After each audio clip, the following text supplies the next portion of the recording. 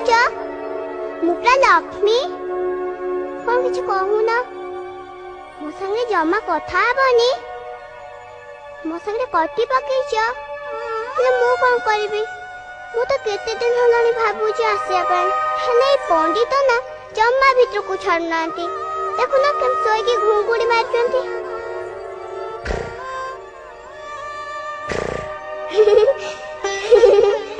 ଆମ ସ୍କୁଲ ପଣ୍ଡିତ ବି ଏମିତି ଘୁଙ୍ଗୁଡି ମାରନ୍ତି। ଆଚ୍ଛା, ସେ ଘୁଙ୍ଗୁଡି ମାରନ୍ତି, ସେ କଣ ପଣ୍ଡିତ ହୁଅନ୍ତି?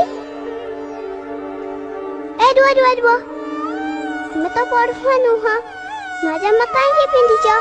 ମୁଁ ନା ଆଜି ପଢୁଆ ହେଇଛି। ଦେଖୁନ ମୁଁ ନୂଆ ଜାମା ପିନ୍ଧିଛି।